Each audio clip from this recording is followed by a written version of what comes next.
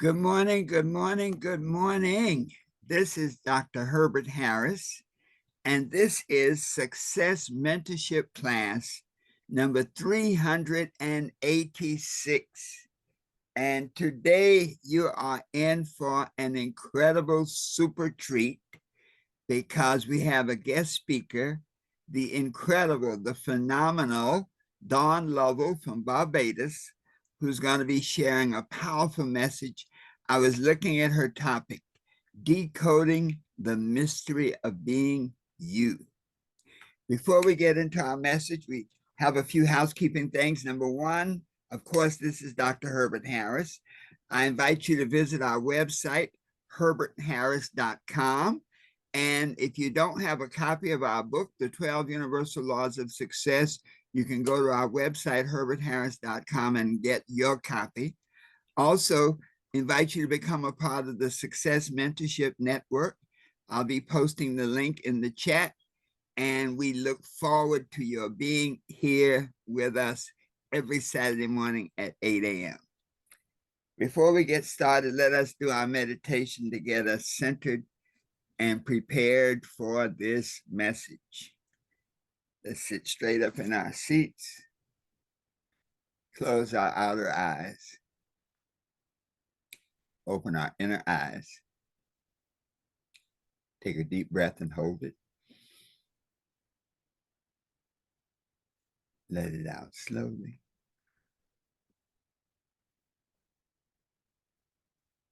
Take a deep breath and hold it. Let it out slowly.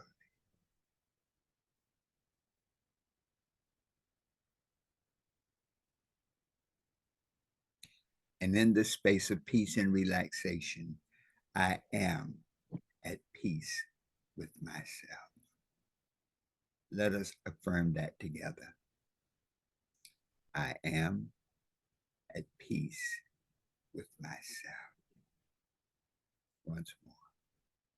I am at peace with myself. Just let that peace sink in. Take a deep breath. Let it out slowly.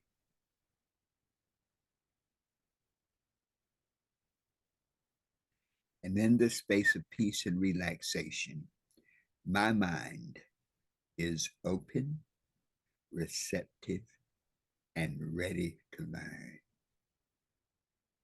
Let us affirm that together. My mind is open, receptive, and ready to learn. Take a deep breath. Let it out slowly. So it is.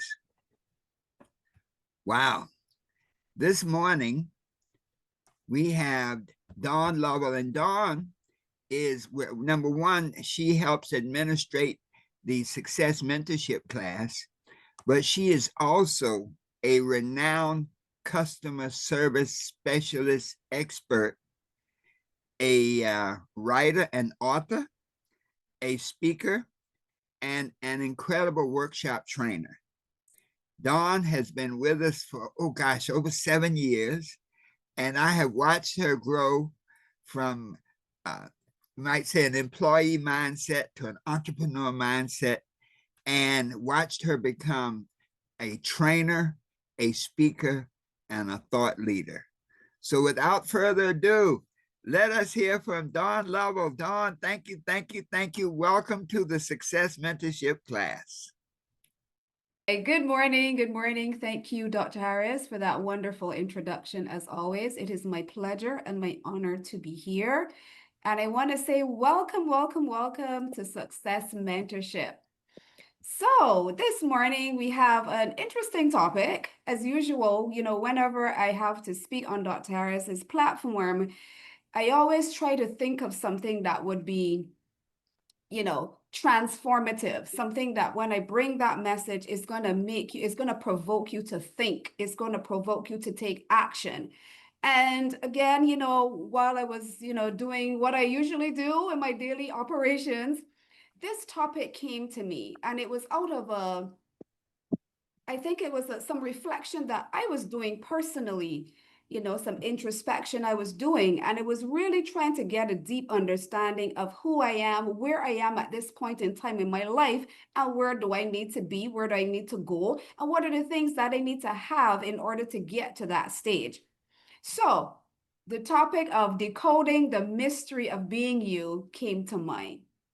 And I hope that this topic is really going to touch people in different places the way it did for me.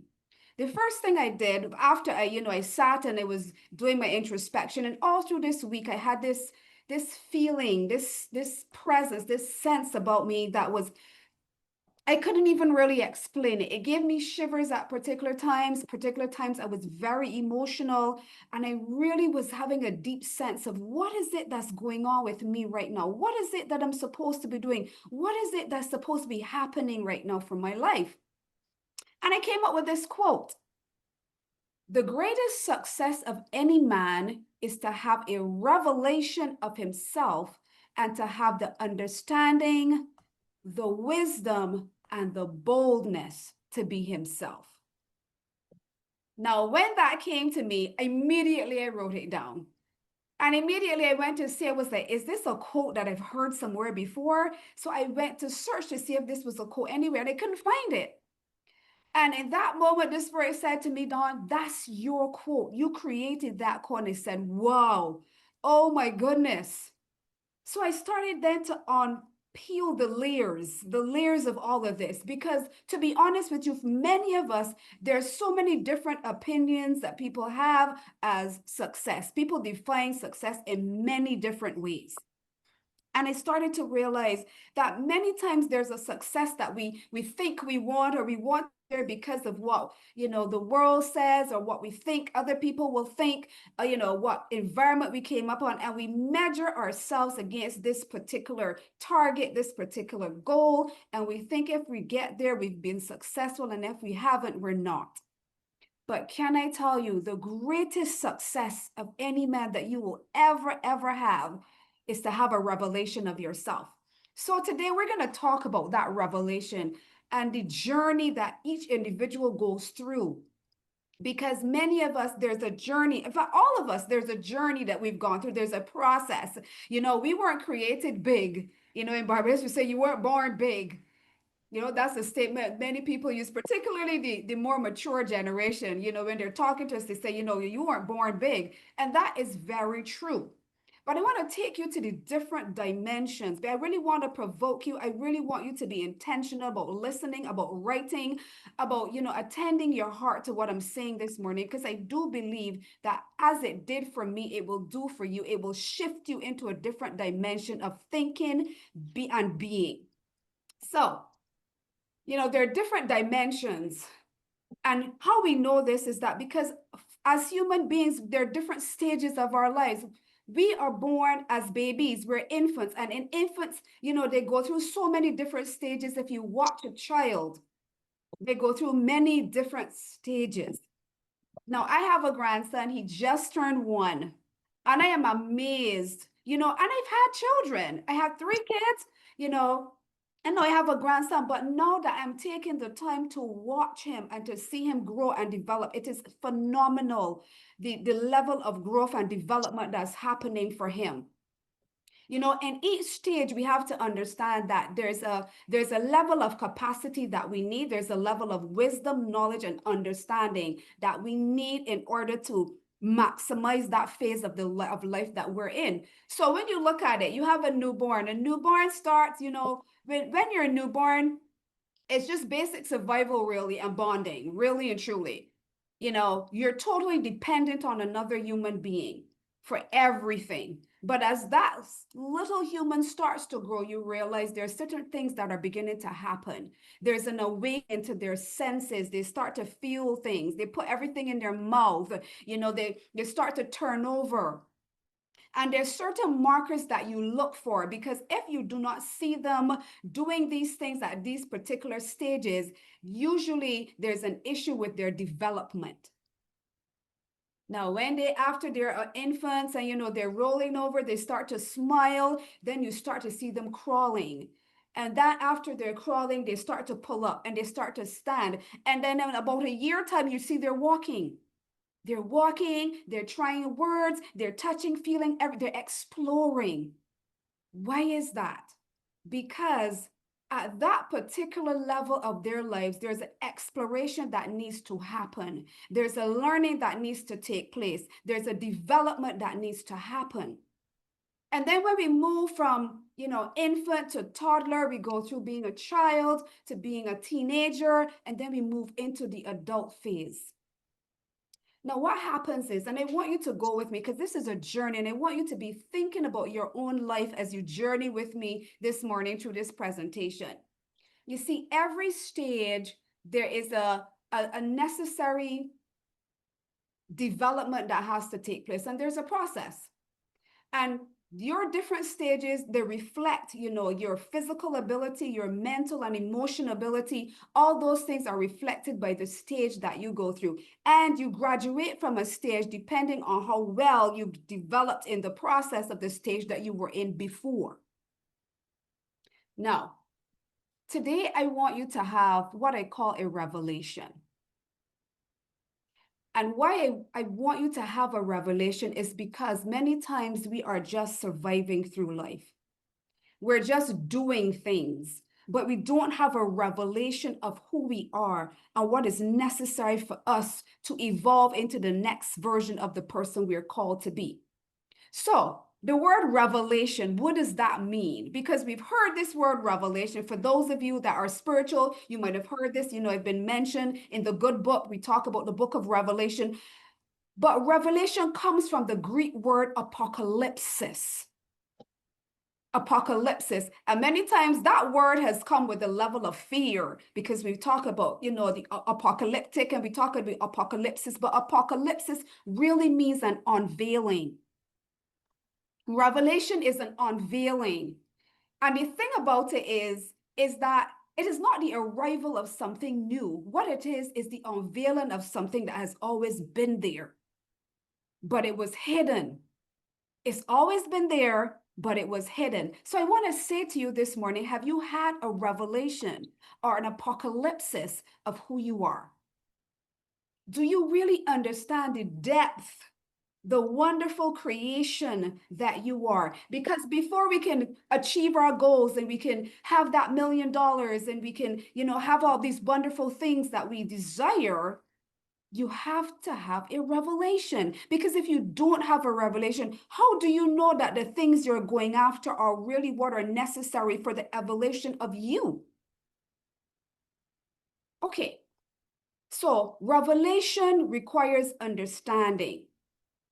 And here's the thing, we spend so much time trying to understand other things. One of the things I've found is many people don't spend time trying to understand themselves. We spend so much time trying to understand everything. We go to school, we want to understand math and English and trigonometry and what are algorithms and what is science and what is this and that. So much of our time is spent trying to understand things, systems, processes, matter. But what about ourselves? The divine being that you are, do you know yourself? Because as you grow, there's more information that you're going to gain. What happens is when you look at a child, the innocence of a child, of a baby, that toddler that's growing, that's learning, that's, evolving, you would realize that they take what they need for their development. You've never seen, unless there's something that is genetically wrong or something, you don't usually see human beings stay as babies. You don't usually see a human being that doesn't know how to walk or how to talk or know the ABCs or know how to count from 1 to 100 because there are developmental stages that must take place. Unfortunately, what happens when we get to the adult phase, somehow all of the development that was necessary for us to evolve into who we needed to be as a child, we somehow lose track. And if we would really look at life Take time to look at life, a tree, a flower. If you have a garden, if you look at human beings, if you look at animals, you will see that there's a particular process. And it's the same for every individual. We're not talking about your experiences. We're not talking about your environment. We're not talking about where you went to school and what you learned, but there was a process that had to happen. You came through your mother's womb. You came into this world. You were a baby. You were an infant. You were a toddler. You were a child. You were a teenager. Now you're an adult. It applies across the board. It's a principle. So our ability to filter is one of the areas that we have to really work on. Why? Because we need to extract what is specifically for us and what specifically defines us. There's so much information out there on the internet. We're bombarded with information daily. You see, there are several reasons why we get caught up and we get so entangled and we don't know who we are because of the information overload. That's one. There's a constant influx of noise and information that drowns out the inner you that is always speaking to you. Because that inner you is something called a calling. It's always, and why you call it a calling? Because it's always calling you. It's always speaking to you. And if you took the time to listen to that voice, that calling, that thing that is speaking to you, is going to draw you in a particular direction. That's what makes us so magnificent, because all of us have a calling. But the information overload is what sometimes interfere. That interference causes us to go off track and not be too sure of who is it that we are really supposed to be. Another thing that happens to us is our identity becomes tied to our performance and our roles. So what am I? I'm a doctor, I'm a lawyer, I'm a this, I'm a that, I'm this. And we get so tied to our roles and our performance and our titles that sometimes we lose our identity. Because who you are is not what you do. What you do is a reflection of who you're becoming. All right. Another reason is our lack of intention. We're not intentional enough because we've misunderstood what productivity means. We're busy, but are we productive? So we're doing so much. But I remember Joyce said it on here, who we be? Who are we? Because we're so busy. But here's one of the things that is so necessary now for this evolution and this decoding of who you are. Because you have to stop and do the internal audit, the internal checks that are necessary. Many of us, we've been in business. I've been in corporate for over 30 years. And, every year the auditors used to come in. And those auditors come in and there's a particular evaluation and examination of the auditor that the auditors do. Usually when the auditors were coming in, everybody would be, everybody would they would cross their T's and dot their I's because we didn't want the auditor to find anything. So there was a particular standard that everybody we complied, because when it comes to compliance in businesses, there are particular standards and procedures that you have to follow. We do audits with our business, but do we do audits with our lives? You have an internal auditor, Let me tell you, you have an internal auditor. That's your spirit. That audits everything. And if you take a moment to sit with yourself, you will realize, I have an internal auditor. And what is that auditor saying to me? Have I gone on track? Have I been compliant? Or am I just doing things as I see fit? Am I just coursing through life? Sometimes also we've been on a path for so long and we've invested so much time and effort that we don't want to course correct. I think Dr. Harris talked about it this a couple of weeks ago, talking about course correcting. And sometimes what we've put in is so much time, energy, effort into that relationship, that job, that business, that project. It's like we've gone so far now, it can't come back. But I will say to you, there's a wonderful saying that I pulled from Elon Musk, and he was talking, this was in the context of obviously engineering and design and that kind of stuff. But it said the most common error of a smart engineer is to optimize a thing that should not exist. Are you optimizing something that shouldn't exist? What are you optimizing? What have you been optimizing? What have you been placing time and resources and great effort into that should never be in existence in the first place? Because we need the wisdom to be able to optimize what is for us. And here's the thing. If we don't have the wisdom to optimize who we are, it leads to frustration. Many of us, I want you to look at your lives today. Have you been living a life of frustration? Have you been in a season of frustration? I have. I have experienced it many times. And I knew I was frustrated because I didn't have the wisdom to match what was calling me. And I didn't take the time to recognize, what did I need to do now? Who do I need to be now?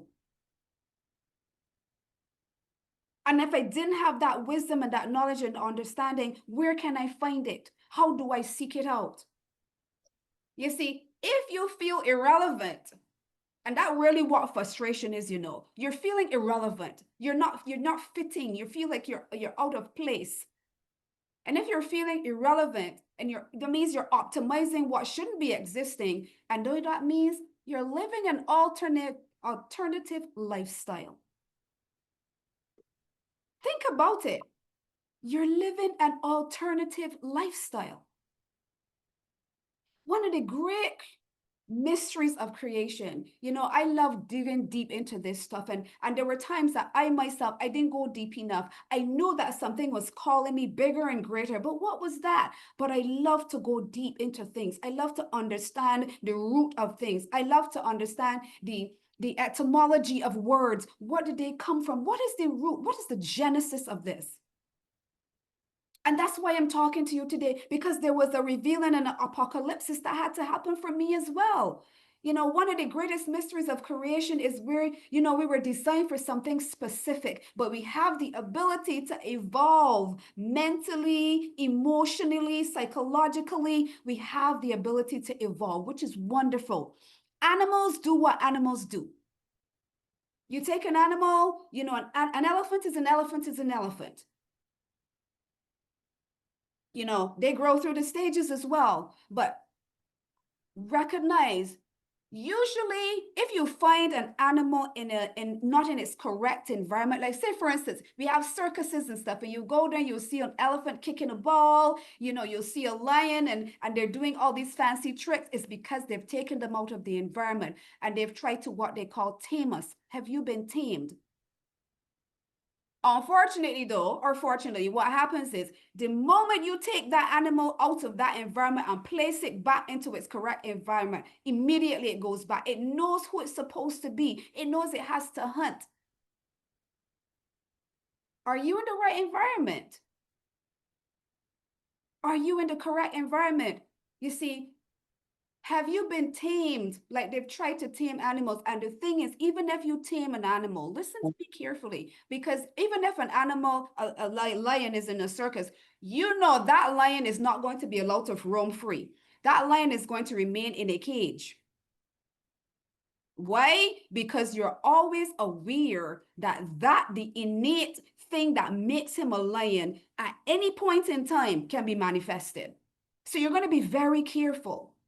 But how many of you have been in situations and you've allowed yourself to be tamed and you've adapted so much to that particular environment, to that job, to that system, that you've lost total control of your environment, who you are, and now you're living, as I said, an alternative lifestyle. So, as I begin to wrap up, there's an exercise I want you to do over the coming weeks, because we are halfway into the year. And many of us have big dreams and big goals and big visions that we want to accomplish. But I want you to take a moment and to pause. And I want you to audit. You need to carve the time out to audit. Many people say, I am right where I'm supposed to be. I've heard that so many times. And I want to ask you a question. And I might offend some people today, but that's okay. Because I didn't come here to make you comfortable. I came to ignite something in you that will make you uncomfortable, that will provoke you to think and to act. So, are you really right where you're supposed to be, or is that an excuse? Because many people say that, well, I'm right where I'm supposed to be. Are you really? What is your spirit saying to you? Because you have to be honest enough to tell yourself, maybe this is not where I'm supposed to be. And if it's not, that's okay. But what do I do now to move? Because your discomfort is calling you to something greater. Secondly, you need to filter. You need clarity. You need to write your vision down. And not just your vision, but after you've audited, what is the thing that you need to optimize? Can I challenge you to take a super big goal? Because if it's from God, it's big. It's big. I need you to challenge yourself now to optimize, to filter that everything else out, all the noise. What has stopped you from moving forward? What's all the information? What are the things that, the fear and all these things, people's opinions and all this other stuff that has stopped you? We've got to be honest with ourselves. Because my mother didn't say it was going to be good enough, because somebody didn't say it was going to make it, because I don't have the degree, because I don't have the certification, I want you to filter all of that out, all of it. And I want you to focus. What would it take for me to optimize me? What would it take for me to optimize that dream and that vision? What is necessary right now? I was listening to a guy on YouTube. Don't remember his name right now, but it was something he said that captured me. He said, people don't achieve their goals because of a clear path to a lesser goal. My goodness. Because there's a clear path to a lesser goal. And many of us, we don't understand that everything we do really is a goal. I'm here this morning because this was a goal. You're here because it was a goal. Is it a major goal? It probably is a lesser goal because it's not your ultimate goal, but it's a goal. You go on social media, there's a goal because goals shape our philosophy and our philosophy shapes our goals. So are you pursuing a clear path to a lesser goal? You may not want to make some major decisions, but if you're going to optimize you, if you're going to really decode you, you're going to have to make some major decisions. You're going to have to remove some of the excess.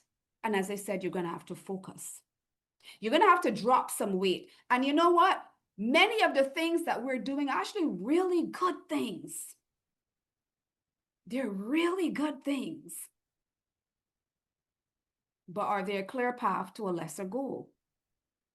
Because when you are reaching for a higher goal, you realize that there's so many things that you can no longer do. It doesn't matter how good they were. The good book also says, everything is good, but not everything is expedient.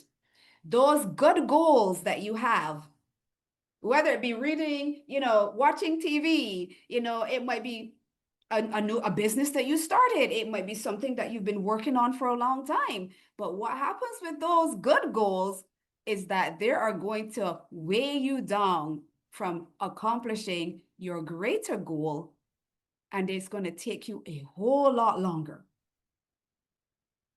So cutting is probably going to hurt. Only this week I had a meeting with a guy that, I've always wanted a coach, and, we had a conversation and he said, Don, I'll meet with you. And he asked me, what is keeping you? What is stopping you? And I really couldn't answer, except for that maybe it was fear. And we identified that, and that was great. And he gave me a task and he said, I want you to write this particular goal down. Don't think about it. Don't, in your head, I would just want you to write this down. And he said to me, what if you can do this by the end of the month? And immediately I felt anxious. I'm like, my God, no, I can't do that. I mean, like, that's too short. Like, no, and I started to pedal back. And he said to me, but what would stop you? And I realized there are other things that I'm doing that I would have to give this priority over. It means my lesser goals, I would have to either stop them or cut back, or maybe cut them all together. Because this ultimate one was one that's been in my spirit for about 10 years. Can you imagine? But I've been optimizing lesser goals. And because I've been doing that, this greater goal could not be manifested. And that greater goal, let me tell you, that greater goal signifies something that is not just for you.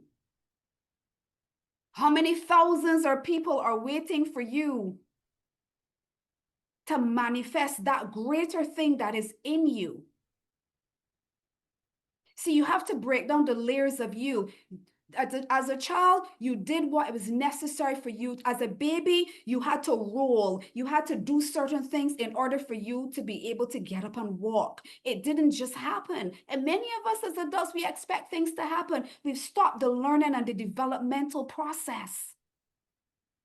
It is even more necessary now because there's so many competing distractions. So, I challenge you today. Many of you, first of all, need a revelation. You need an apocalypse. You need a coming out ceremony where you stand boldly and say, this is who I am. I've now peeled back all the years and I am everything, the mess, the trauma, the mistakes, the good things I did, the successes I had in the past, because all of that as well. I'm peeling all of that back. And I'm standing here in a revelation of who I am today. Because there's always a revelation for the next stage of your life. And if you don't get that revelation, you will stay in the previous stage of your life. And in that previous stage, many of us will die because we never got a revelation of the new us. We never got a revelation of the unveiling of the new version of you that needed to come forth. And ask yourself this question: do I want to die in the phase? If you're comfortable and you say, yes, I'm good where I'm at, I've accomplished everything I need to, I am happy, I believe the Lord is happy with me right where I'm at right now, then you are good. I'm not there yet. And if you're not, I will challenge you. Have that unveiling. Have that coming out ceremony. Take the time to filter, to cut whatever needs to be cut. A tree will only produce more if you prune it. You always have to prune. And pruning can be painful. But I promise you, when you've done all this and you've taken the time to decode who you are as an individual and what your purpose is in this earth, what's going to happen for you is that you're going to blossom and you're going to bring forth much fruit. And our fruit is not for us. Our fruit are from others that can eat from our tree. So I wrap up my presentation today by saying, and I quote, "The greatest success of any man is to have the revelation of himself and to have the understanding, the wisdom, and the boldness to be himself." And that's a quote by Don Lovell. Thank you so much. And I hope that this has provoked you to action. I hope it's provoked you to action the way it provoked me to action. Thank you so much, Dr. Harris. Don, unbelievable, incredible. I am just amazed. I took tons of notes. You said some things there that I think you at the beginning, you said, what I'm going to tell you today is going to touch home in many ways. And you truly delivered on that, because what you told us today, I know what you told me today touched me in many ways. Wow. Well, those on our live broadcast on YouTube, thank you so much for being with us. We can't wait to get into our discussion group and the mastermind group. Um, this, of course, is our success mentorship class. And this topic today, decoding the mystery of being you, is one that will transform your life from whatever it is to whatever you want it to be. Be sure to visit our website, herbertharris.com. Get a copy of our book, The 12 Universal Laws of Success, or schedule a free success consultation if you need help finding your way from where you are to exactly where you want to be. So thank you so much on YouTube and on social media. We will see you again next week, same time, same station. Wow.